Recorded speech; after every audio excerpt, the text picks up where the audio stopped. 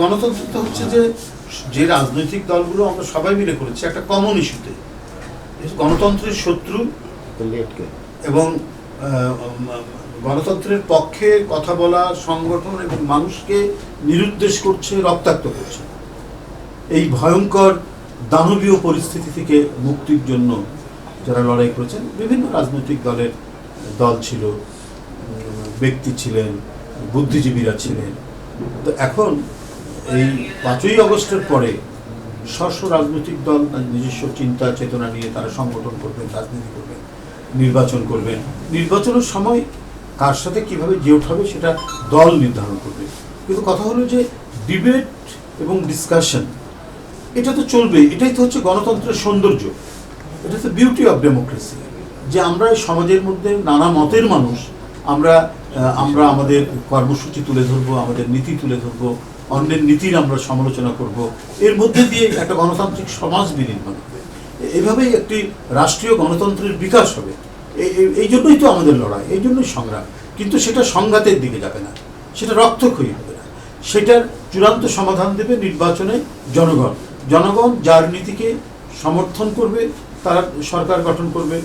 সেই নীতি সেই সব কিছুদিনের জন্য, অর্থাৎ একটি নির্দিষ্ট মেয়াদকালের জন্য তারা বিজয়ী হলো। তারপরে যদি তাদের কোনো ভুল হয়, আবার পরবর্তী নির্বাচনে জনগণ যাকে মনোনীত করবে, ভোট দেবে, সেটাই হবে। এটাই তো হচ্ছে গণতন্ত্রের পালাবদল।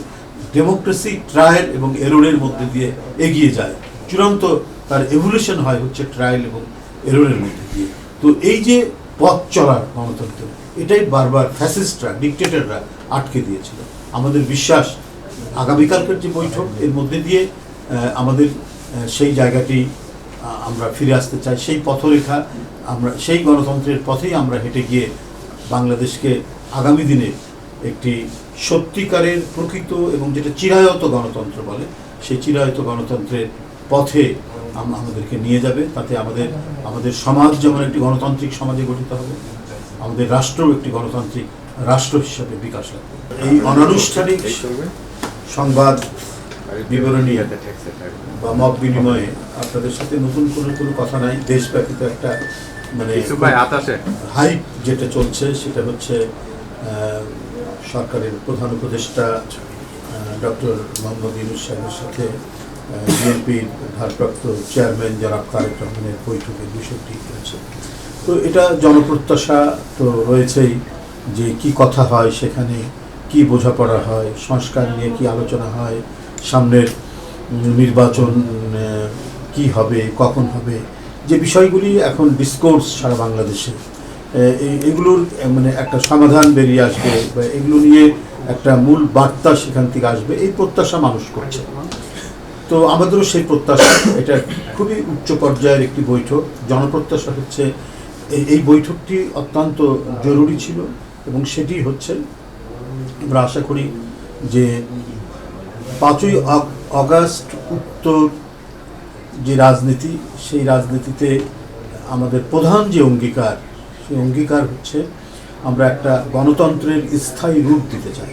সেখানে প্রত্যেকটি মানুষের যে নাগরিক স্বাধীনতা, সেই নাগরিক স্বাধীনতা নিশ্চিত হবে, তার কণ্ঠের স্বাধীনতা নিশ্চিত হবে, তার সমাবেশ করার স্বাধীনতা নিশ্চিত হবে, তার কথা বলার স্বাধীনতা নিশ্চিত হবে এবং একটি স্বাধীন সার্বভৌম দেশে একজন স্বাধীন নাগরিক হিসাবে আইনসঙ্গতভাবে সে যে কাজগুলো করবে, সেই নির্ভয়ে সে তার কাজগুলো করতে পারবে। এটা গণতন্ত্র স্বীকৃতি দেয়। এটি গণতন্ত্রের মাধ্যমে একটি দেশের বা জাতির বা সমাজের অগ্রগতি নিশ্চিত হয়, সে সভ্যতার পথে এগিয়ে যায়। আমরা যদি পশ্চিমা বিশ্ব দেখি, তারা নানা প্রতিকূলতা অতিক্রম করেছে, নানা ধরনের সমস্যা অতিক্রম করেছে। মাত্র 4-5 শতাব্দীতে থেকেই সেখানে মানে বর্বরদের আক্রমণ হয়েছে, ভাইকিংরা সেখানে গেছে, তাদের সেখানকার প্রতিষ্ঠান ভেঙেছে। কিন্তু এত কিছুর পরেও, এটাও প্রায় 300-400 বছর এইরকম একটা প্রতিকূলতার অবস্থা গেছে, যেটাকে মধ্যযুগ নামে পরিচিত। মধ্যযুগ বলতেই ইউরোপে অন্ধকার যুগ বলা হয়, কিন্তু এই অন্ধকার যুগ কাটিয়ে তারা আলোর যুগে আসতে সক্ষম হয়েছে। সেখানে রেনেসা তৈরি হয়েছে, সেখানে ইন্ডাস্ট্রিয়াল রেভলিউশন হয়েছে, সেখানে ফিনান্সিয়াল ক্যাপিটালিজমের জন্ম হয়েছে।